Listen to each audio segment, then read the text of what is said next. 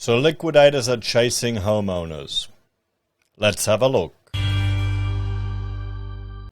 Hello everyone, Florian.Heise here, and welcome to another episode of HeiseSays. Grab your stein of coffee, and I want to look at an article on news.com.au about liquidators pursuing homeowners. Now, this could be an interesting one. What if you've got a home, and you've spent all this money on, and it's unfinished, and you've just got a frame sitting there, but you haven't actually paid all the progress payments that they could have paid. So the liquidator can chase you for money.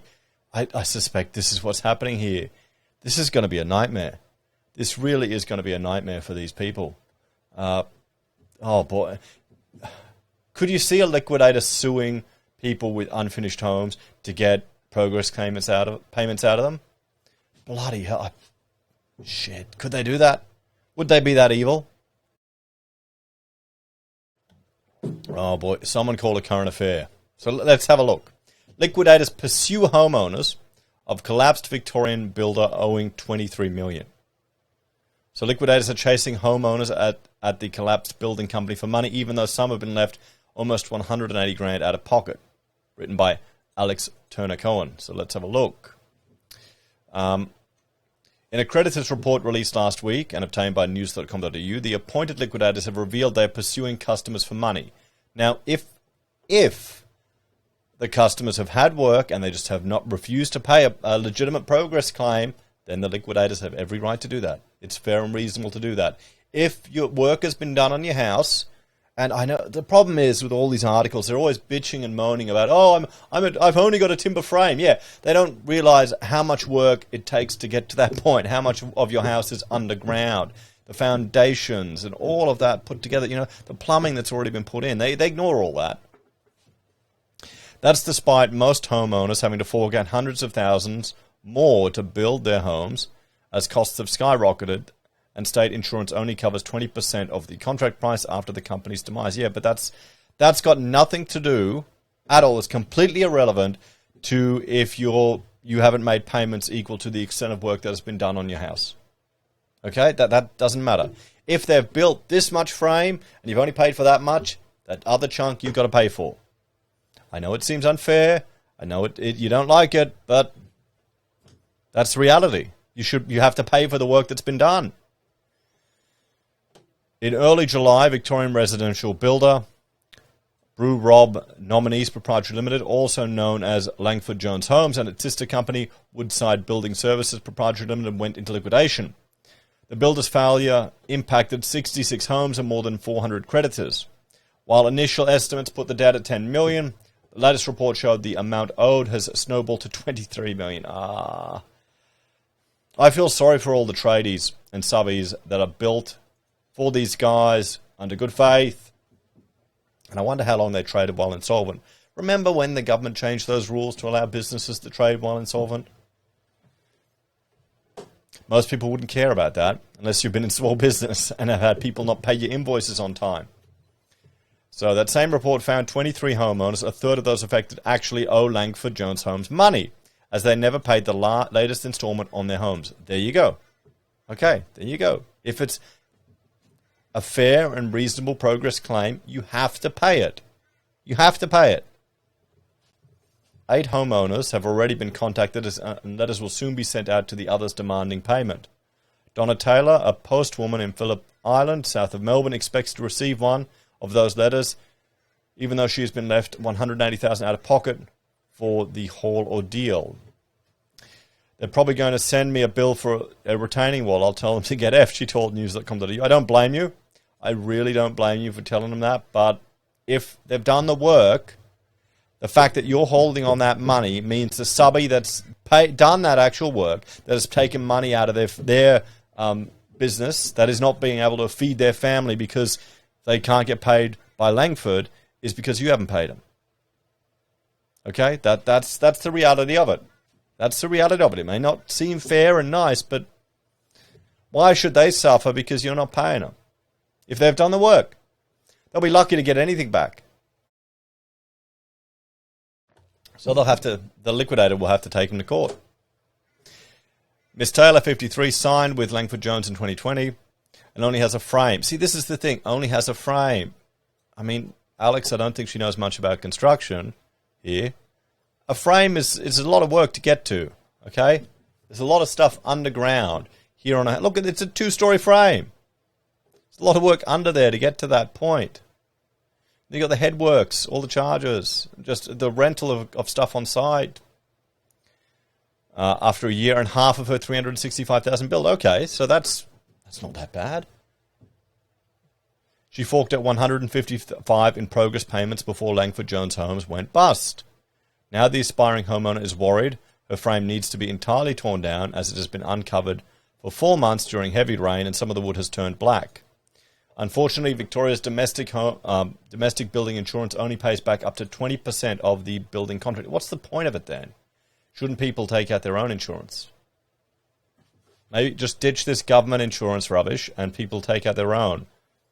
If it's, in effect, not worth it. The builder's insurance will only cover me for $70,000, she said. I've already got a builder's quote and I'm going to be $180,000 out of pocket. I have $210 left to complete the house. To complete it now, it now is costing something like $460,000. Yes, but none of this has anything to do with the fact that she can't withhold payment on that retaining wall if it's been done and if the claim is reasonable. If a fair and reasonable... This is why you have an impartial third party between the two in some contracts. So, because remember, there's a concreter or a brickie or a block layer who went out there and built that retaining wall. I don't know if it's sleepers or whatever. Someone went out there and did that work. They deserve to get paid for that. When it comes to the 23 homeowners being personally pursued by liquidators, Ms. Taylor said she had the feeling that I might be one of them. Oh, that means she knows. Here's the letters. Based on the books and records of Brew Rob, there are about 60 homeowners who are likely to be creditors of Brew Rob as their projects were not commenced and they paid deposits and have not been refunded. We presently have insufficient monies to repay any amount claimed by homeowners, and all amounts claimed, including refunds and damages, will now be converted to creditor claims. So there are other people who've paid deposits. So by not paying for the retaining wall, you're stealing off the people who've paid deposits and got nothing. Oh, this is messy. This is so bloody messy. And this is because we've got a bloody overheated housing market, guys. I wonder what caused that. Let me refresh your memory. It's our good old Mr. Government coming to the rescue and juicing the market. To date, homeowners, since our appointment, we've been working with the director and former staff to assess every project on a line-by-line basis. Of these 66 projects on foot, we have determined that 43 of these homeowners are also likely to be creditors of the company. To date, homeowners have lodged formal proof of debt claims in excess of $3.4 million, comprising of deposits paid, about $945,000, and for works claimed to have been paid but not completed, about $2.5 million. Of the remaining 23 projects, the books and records of Brew Rob indicates that the homeowners owe money to Brew Rob in respect of unbilled work in progress and outstanding progress claims. To date, demands for payment have been issued to 8 homeowners. Further demands will progressively be issued to 15 homeowners for unbilled work in progress. Yes, so, I mean, no one's going to win in this. No one is going to win in this. The builders put a retaining wall into Miss Taylor's home several months ago, which cost nearly $6,000. Well, yeah, that's it. They never billed me for it. It's just too scary. I start crying when I think about money. You've got to pay the $6,000 for the retaining wall. You got it. And yes, you can't just not pay them because that's someone else's deposit. Think about it like that. That's someone else's deposit that you're greedily keeping. The 180X, this doesn't matter. Will effectively eat away at the profit she made from... Who cares about that, okay? That doesn't matter anymore. This is what happens. You need to have contingency sums. Things go wrong in construction. It's sad. It's the harsh reality of it. That's nearly my whole last mortgage for the last house, she explained. I was going to be mortgage-free and semi-retired. Now I'm probably going to have to do a full-time job plus an extra job. I'll have to take a mortgage of $100,000 to afford that. Then why are you building such a big home? Why are you building a 2-story house? If it's only one person. Sell it. Sell it and be mortgage-free. Richard Stone and Jonathan Colbran of RSM Australia Partners were appointed as joint liquidators of Langford Homes in July. In the report sent out to creditors, they stated they had issued demand letters to a number of customers and began collecting amounts owed to the companies. The books and record of Bro Rob Langford Jones Homes indicate that these homeowners owe money to Bro Rob in respect to unbilled works in progress and outstanding progress claims. To date, demands for payment have been issued to 8 homeowners. Further demands for... we've already read all of this. So let's have a look. Liquidators revealed they had sold the company's limited physical assets, which was mostly vehicles, although many were subject to finance. There's no other known physical assets available to be released, Mr. Stone said. As a result, the company had just $30,000 from the net proceeds of the sale. That's $30,000 to share between more than 400 creditors. Oh, shit. Owed more than $23 million.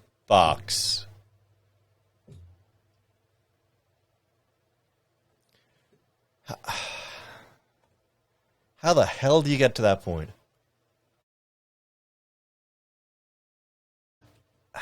How do you run it into the ground that much? The insolvency firm has also estimated it should receive remuneration of $200,000 to $300,000 for Langford Jones Homes and $30,000 to $50,000 for Woodside Building Services. Yep.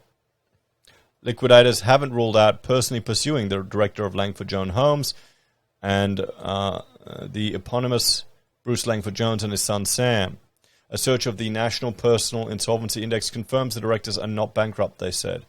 Mr. Stone said he was investigating Mr. Langford Jones and considered whether to take the matter further. That'll be subject to further investigations to identify if there are any claims against the director for breaches of duty or insolvent trading, he said. Well, how can you get to $23 million owed with only $30,000 in the business and not be insolvent? Can you explain that to me? In order to access the director's personal assets, it would have to go to litigation, he added.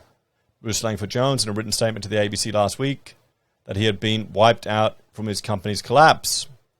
Our family has lost everything. My son has lost his house. My wife and I have lost our family home and holiday home, he said. Yeah, they've probably got nothing. They probably burned through all their assets to try and keep their business going. That's the other side of this.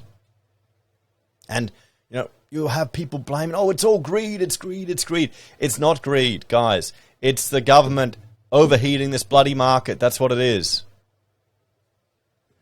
Builders out throughout Australia are just hanging on. He blamed the company's failings on 2 cyber attacks in December 2019 and January 2020, which he claimed drained the firm of $2 million. Ms. Taylor has called on the government regulators to do more than relying on company directors to do the right thing in what she calls an honorary system. People always call for more government. Why is it every time in these articles people are thinking more government will be the solution to this when it's the artificial stimulus in the housing sector that overheated it to such an extent that we're getting this mess caused by the government? So government stuffs it up, so let's get more government to fix it. That's not how it works, okay? It's not going to work. It's just going to add more costs, make housing even more unaffordable, and increase the divide between those that have houses and those that don't. Welcome to Australia, everyone. There's no protection for the consumer, she said. How many of us has to lose our houses and our future and our dreams and our money? Builders have got to be held more accountable. 18 months waiting. This is, it's sad. Last month, News.com.au spoke to a number of other affected homeowners, former staff, members and contractors who have been left in the lurch and in some cases financially ruined by the Langford Jones Homes collapse. Brody runs a small business with 3 other employees and claims he's owed $150,000 after outlaying his own money to buy materials. Okay, Brody could be the guy who built that retaining wall that she doesn't feel like she has to pay for. Okay? The contractor based in Victoria's Mornington Peninsula said that was the sum total of his life savings. See, this is the thing in starting a business, in running a small business. You put everything on the line. Everything on the line. I really don't have any money. I'm having to borrow money from my father, the 49-year-old told news.com.au. 6 months ago, just before Christmas, they allegedly were hacked, which was why they didn't pay anyone. However, the tradie claims the company had problems way before they were hacked or when COVID-19 pandemic came along, as Langford Jones Homes always struggled to pay him. Okay, that's his fault then. If you're working for someone that's struggling to pay you, you've got to be able to tell them, get stuffed. This is why you need to have multiple income streams. You need to have FU money coming in. You need to have another passive income stream of money coming, even if it's just a trickle. Even if it's just another $1,000 a month, just to help keep the power bill going or something that you don't need to worry about. Okay, there's food sorted, so I can tell you to get stuffed. Because you get into this trap. They don't pay you, so if I stop working, they won't pay me for that one, or I'll have to keep them going. And it becomes a cycle. Then you get to the point where you're that brickie that's waiting on $450,000 from some bankrupt builder, thinking that's his retirement money. Shit, you can't get into this situation. That's a hard lesson to learn. I started for working them in 2019, and for the first 6 months, I wasn't paid yet. Well, you're a contractor. That's when you say no. You stop working for them. James is one of several site supervisors. Oh, wait, this is someone else? Another one, okay. Who quit en masse once they understood the scope of financial problems the company was facing. It was the worst time of my life. Another employee said, I could see the writing on the wall. I couldn't face clients. You know, people are paying deposits and not getting their house built. David Drummond and his wife in the late 60s said they are devastated that the company's winding up will leave a huge financial loss for us. We will sell and move on and not proceed with the build with anyone else. This has also destroyed our plans for retirement by the sea. Well, let's have a talk about this. There's no winners here, guys. No winners. No one's gonna... There's no good guys. There's no bad guys. If you've had work done, you've got to pay for it. Even if the builder's gone under, the liquidator will make sure of that. Think about it. And people are calling for more government. That's not going to fix this problem. Let me know your thoughts on this one, guys. It's just depressing. As always, thanks for watching. Check out HeiseBim and HeiseSays International, my other channels, for the software and tools and the tutorials I use as an architect, and international news on similar topics, if you haven't already. Support the channel financially via YouTube or Patreon. Use our referral links, buy our pocket squares, or call us if you need an architect. Take care, everyone. Have a great day, and I'll see you next time. Bye for now.